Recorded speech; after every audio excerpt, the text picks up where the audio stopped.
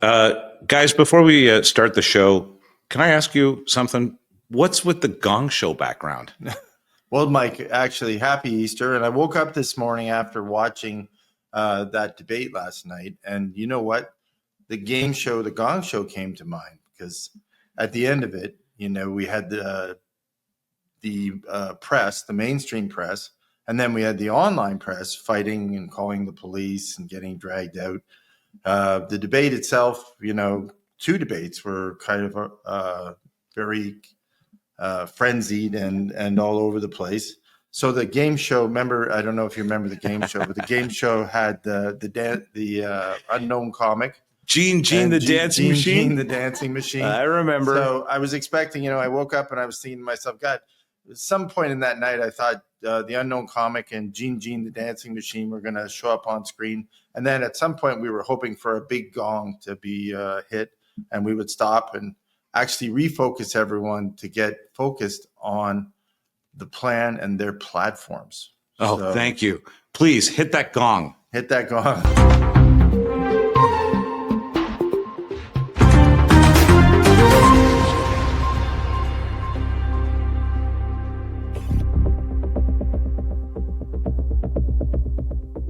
Just enough time for me to run around here and join you guys. Hi, how's it going? And thanks for joining us. This is the Canadian Real Polls podcast. My name's Mike, and of course, Paul and Shara. Hi again. Hey, Mike. Hello. How you doing? We had such fun last time. We thought we'd do it again. Thank you for bringing you and your entire bike gang with you today. A little more casual. It's so funny. The last time I showed up, I think I had skulls on my shirt, and it was pointed out to me by my wife that maybe I should tone down that look. Here I am in a dress shirt. Thanks for joining us. Don't forget to subscribe and tell a friend about it. And of course, even if you wanted to like or hate it, go and do what you want. It's a free country. Last time we talked about our story and how we ended up here. Please go back and have a listen to that or look at that because it's really a cool story. In fact, I was thinking last night, you might want to consider writing a book. Yeah, that'd be interesting. Yeah, of course. Now we actually just put it on ChatGPT and the book writes itself. But well, that's another conspiracy that this whole thing has been conspired by ChatGPT. But please go back and find that out. All we did was raise the question, sitting around as a group. Do you believe the polls? And then we took it to the public, and all hell broke loose. Please follow that story closely. I'm sure it's not over. But we gathered again today because we are on the precipice of one of the most important times in the history of Canada, in my life anyway. Oh, and mine too. And another thing came up that doesn't matter who you're voting for or what your political affiliations are, we can all agree upon. Yeah, for sure. Well, think about it, right? You have, debate last night. Messy debate. Yeah, it was. Right? It was a circus. Not well prepared. Yeah. Not well put together. Great platform, right? Yeah. It looked like the candidates were actually on Star Trek. I was waiting for Spock and everything to happen. It was beautiful. Whoever set it up, the platform was beautiful. Oh yeah, no, you're right. The venue was beautiful, but everything else was really messy. So and not well put together, and not a great. Not a great presentation for the country, and you kind of left you thinking a lot of things. As you watch the media fight at the end, as you watch the scrum and the question period, it's like, wow, this is getting super messy and not well put together. And so, we have a decision. We're going to vote one way or the other, or a number of ways. But quite frankly, the impact of that vote will have a number of consequences. Yeah. So it impacts the west of Western Canada. It'll tie into tariffs with the U.S. And quite frankly, it'll create our future, whether and hopefully our sovereignty. Right. Right. Yeah. Well, it's interesting because we talked about this a couple of days ago. In fact, I like the way that we engaged the youth. Have you noticed recently around us, we're saying things like, you got to look this up from 1984 and how it was done then, and engaging the youth around us to understand how historically we were presented the stories behind these parties. And maybe, Shara, you could even mention at the what your thoughts are at the provincial level or at the federal level. Are they doing a better job telling their stories? No, they are not doing their homework properly. They should do their homework properly to let people know what's their platform, what they are up to. Yeah. Yeah. There's a lot of campaigning. Oh yeah. Well, remember what you and I can talk about a little bit. We came out of the era where there would be a book. Remember Yeah. Jean Chrétien's red book? Yeah. Yeah. What and did he say in the debate? you have to look at the book, right? You know what I mean? Like, He was telling. Yeah, It was so funny. He So- was telling Canadians, "You have to read my book. Look. You will vote for me if you read my book," which was a plan. Yeah. Oh yeah. And we did some research and we found the book. Yeah. Exactly. And we have that book right now. It's so funny, and it's so simple. I had an opportunity. This is the experience we had. We had one of the youth around us engaged in trying to find the red book, and of course we found it.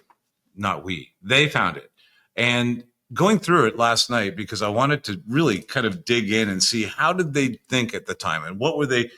It was the same kind of planning we could use today. Oh yeah. Oh, yeah. It was laid out according to all of the issues of the day and some of the ones we didn't see yet, and how the money was going to be spent and where the money was going to come from right there. What he was going to cut to get there, Yeah. what he was going to add. Mhm. And it's interesting, we were just talking about making a joke about writing a book. Yeah. But, in those days, I'm sure some of the viewers won't have done this, but, someone had to sit there, type it out, Yeah. right? Yeah. They had to actually, work on all the charts and graphs. Quite frankly, it was a lot more onerous, a lot more work to actually get it done. Today, quite frankly, to write a platform is fairly easy with the technology we have today. You put in your bullet points, you can do it audio or you can sit there and write it, but you start it off and then you let it run out. Yeah. His book was 118 pages. Yeah. So someone thought through with him They wrote a book. 118 pages of where the country was going at that time. Now, not even as critical a time as today, but still every election's critical. But today is a very critical election that we're coming up to, and we're going into it. It's 10 days away. Yep. 10 days away. Yes. Wow, that's a startling number. Yeah. So 10 days away, And not a single document of this kind. no, a costed platform. Well, no, and that's so funny that you use that phrase, costed platform, because just last night, finally, I was like, oh my God, Paul's right. Because you're the guy who brought this up. We haven't really seen a platform or a book, and we went to all of the parties to find out, is there one singular document on each of these websites that makes any sense to us? No, there was nothing. Absolutely nothing. I think Bloc Québécois had something, but it was a scant overview, but it was a PDF. It was a summary. But nobody had it. And last night, finally, on the national news on CBC, I noticed they were starting to rumble about this. Yeah. Well, and so are we going to go through so think about this, put it in perspective for a minute. We're going to go through the most pivotal, important election in the history of the country without any written documents from any party that have a costed, budgeted outline of how they're going to do it. And, let's think of your own businesses, think of your own life. No contingency plans. So there's not going to be like, if this happens, we're going to go here. If this happens, because we can say, so that I know what's going to happen. Someone's going to watch this and they're going to write, but the tariffs, we can't plan because of the tariffs. But shouldn't we be planning more because of the tariffs? No, I would agree with you. And Yeah. I think that would be a lame, that would be a really thin branch to walk out on, because we need a plan that has room for contingency and has a plan for this obvious moment in our economy and our sovereignty. Yeah. Would have been nice last night or a couple nights ago if someone would have said, look at the book. Yeah. Wouldn't it be great if someone would have said, when I'm done, we can talk tonight, but we only have, an hour, 2 hours to talk. And quite frankly, there's a lot of questions. There's a lot of soundbite debates. Yeah. which I want to talk about Yeah. that in a minute, because the mainstream media was very interesting last night in their commentary on the debates. I thought that was really interesting. But would have been nice if someone would have said, just look at my book. It's spelled out in 100 pages. You can see how I'm going to, in this scenario, if this happens and we're totally isolated and the tariffs are fully on for the next 4 years, what's going to happen? And if this happens and we only have so many tariffs, I'm going to do this. And where's the money going to come from? Because quite frankly, we're already at a $60 billion deficit. So let's not rehash the past, because I don't want to, No, but there has to be a strategy in place that is addressing that. Well, it's funny because in the book that Jean Chrétien put out at that time, he did talk about, basically we're here and I'm going to do this to go here, right? So he said this is what I would be accepting if I'm elected, and therefore if I accept this scenario, this condition we're in, that I'm going to do the following things, right? And Brian Mulroney did it. I was going to say, the blue book, he set the tone. The blue book then arrived. Yes. And to be honest with you, I don't remember much about the blue book, but if they wanted to make it something that was usable for Canadians now, the technology is there. It could be instantly translated into any language, which is something that we've now got the benefit of doing. So everybody could really have a close look at this. People who are, economists that are second language to Canada could be contributing their ideas. Hey, this doesn't work because, people that are looking for the certain kinds of employment and work would know more about what our plan is. They could become planned immigrants to Canada, supporting our economy and supporting our country. A plan just seems like a good idea. Do you think they'll deliver one? Anybody? No. And if they do, I think they're going to do it a couple days before, right? Because we're in Easter, Easter weekend, everyone's busy. We're going to come out of Easter weekend. Everyone's got a lot of stuff to do for the end of April. Yeah. And show us your plan today. Yeah. Don't show it to us 2 days before. Nobody's going to like that. Nobody's going to feel comfortable with that. No. Well, we do have a plan. Here it is. You got to vote in 2 days. Even now, 10 days out. Here's a novel concept, right? Shara mentioned a few days ago, about elections. Let's have mandatory voting days. Yeah. We have a bunch of stat holidays in Canada. Let's have a stat holiday for an election, like they do in other countries, so we can get the vote. Where I came from, we have a stat holiday when you go to vote. What's more important than a vote? Yeah. Right? No, there's many stat holidays I can't even define in any way. This is not a bad idea. Yeah. We celebrate stat holidays for the monarchy. Yep. Why don't we celebrate stat holidays for votes? But so fast forward, why don't we have a date that your platform costed has to be submitted? Like why don't we agree that we're going to have so many days out from an election? So we have a time frame for an election. So whatever it is, but whatever we decide as that time frame, why don't we agree that there is a written document prepared by each party so many days before, so people can read it to actively learn to vote for someone? Right. That makes good sense. I mean, I'm less concerned about your security clearance and your financials personally than I am with your plan. I don't care what you've done with your life. Yeah. To some degree. Yeah. I want to know what you're going to do with mine.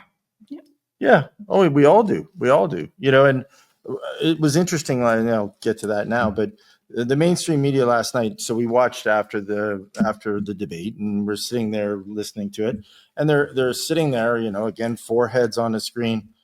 It was an okay debate. There were, no one really won or lost, but everyone's going to get great sound bites out of it. So don't bother watching it. Meanwhile, if you did watch it, it seemed like, I think Poilievre did quite well. I think that you and I had this discussion. I like the look of Mark Carney, by the way. I think he does have that prime minister look. I don't understand anything this guy says. No.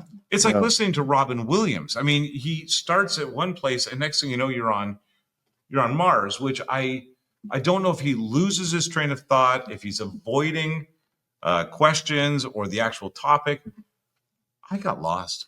But I agree. And, wouldn't that be again, I'm coming back to this platform. isn't that another reason why we need a platform? You're not always going to get, great leaders sometimes aren't always the best orators, but they are the best planners. So you really need, and the top leaders in our communities, I've met some of them and they're not great public speakers. No. That's just what it is. You're right. In when you listen to him speak, it's very circular. It's hard to understand. He kind of starts in one place, ends up in another. You really don't understand the plan or where he's going with a lot of things. And the details aren't really there in most of the things he does. I mean, he delivers it in a beautiful cigar box. Yeah. Every time. I get that. It's like nicely delivered, but Mhm. I find I get lost a little bit. I mean, you know what I do like about the book idea? If Char's there with her red book and I'm here with my blue book, actually, let's trade books for a second. Yeah. Yeah, get it. First of all, what we noticed in Mulrooney's, and maybe I'm wrong about this, we saw a different kind of conservative party come out of that book when Mulrooney put it out. It was, look, we understand we can't just talk in sound bites that sound aggressive. We have a plan that includes every Canadian. Mhm. And it gave that more human, I guess, sheen to the party Well, yeah. overall. Well, yeah. And it also, Held them listen, accountable. had them accountable. I was just going to say the same thing. Wouldn't it be great?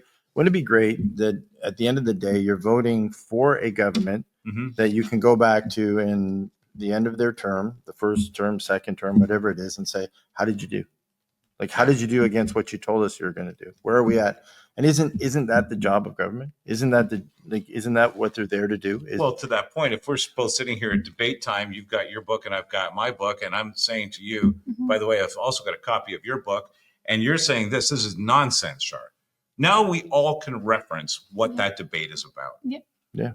The issues are actual, not not spur of the moment, not based on the news of the day or the last soundbite or something the polls said, for God's sake. Yeah. Well, I would love to, a couple things I would love to learn right now. So I'd love to know going into this vote, which I'm not going to get. We're at 60 billion in deficits on an annual basis. We have a huge debt in the country. What is your plan? Where are we going? Let's put some benchmarks together on where we're going to be in 4 years, right? Are we going to balance? Are we going to how are you going to make all this happen? Let's say, again, with the tariff scenarios, you can make numbers of scenarios. What are you going to do with the West Coast of Canada? I don't know. I don't live in the West Coast of Canada, but I'm very sympathetic to where they are right now, quite frankly. They are. Well, they're on an island from this election. They're highly subsidizing the rest of Canada. Yeah. They're sitting there watching it, and I'm saying to myself, where are they going to be? So what is your plan with Western Canada, and how are we going to bring them into and keep them in Canada? And what are we going to do going forward with all our resources that they feel comfortable and they want to participate? And so, that's a question that's sitting out there. It hasn't been answered really well. I think, and again, everyone, I've told them my views, where I like the party I like right now is conservative. But I think one of the things I do like about Poilievre and I do like about the party is they've been very clear in their plan. I wish they would cost their plan and I could see their plan on paper more distinctly. But I do like, some of the policies that he's coming. I think he's been clearer with the policies of his party than they, the other parties have been. I would say that. I mean, that you can find that point for them on their website, not costed. But those are not unreasonable requests. And 10 days out from an election, I'm sorry, you're not getting those. Yeah. Now what? Well, you know what? I guess it's a beauty contest. I guess we're into a little bit of a beauty contest. So now we're going to ask people to think about it. If you put it in perspective in your own life. So, you're going to make a major purchase, you're going to vote. Yep. You're going to then, without a contract, without seeing anything or reading anything. And then you're kind of blind faith. We're hoping that it turns out well. Maybe you're not interested in this unofficial poll from my home, but I asked at dinner last night if it was just based on this being a beauty pageant, which would you vote for? And we would have Prime Minister Jagmeet Singh. That was the based on the beauty effect in my house.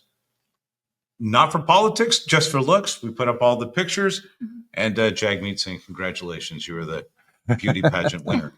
But you're right. If we don't have, it's not much different. I've got a feel about this person. They look like somebody. I've heard their voice. It feels. We know nothing of what they are. Yeah, I've watched the commercials. Yeah. So, right. and it's interesting. I don't know. Elbows up. Elbows up. Yeah. If you're watching the commercials now are softening. So it's interesting now. So, we had the hardcore commercials where they were all attacking each other, the evil, they were calling each other evil. Now we're going into It's family album time. Yeah, it's family album time. I'm going to take on Trump. I'm going to do well for Canada. Again, I get it, but we have to get past same thing as we talked about the other day on polls. We have to get past and get into the substance. Yeah. And I think, again, we're still missing it. It's a shame that we are, because I think we had lots of time to put that together. You gave them a chance just now. You said ChatGPT, at least, till the end of the day, guys. And then after that, we don't want to know. It's too late. Okay. Listen, thank you both for the time again today. Don't forget to like and subscribe. We will be in different digs. We've decided to continue on with this. So please share with a friend and communicate with us. We're not afraid to hear your opinion. And we actually, in fact, love it. Thank you both very much. We'll see you next time. Thank you. Oh, by the way, here's a little sign for this week. You might want to screen cap this and share it with your friends. That's right. This is the new sign for the week. We protest every week about something. Thanks. Appreciate it. Thanks again. See you.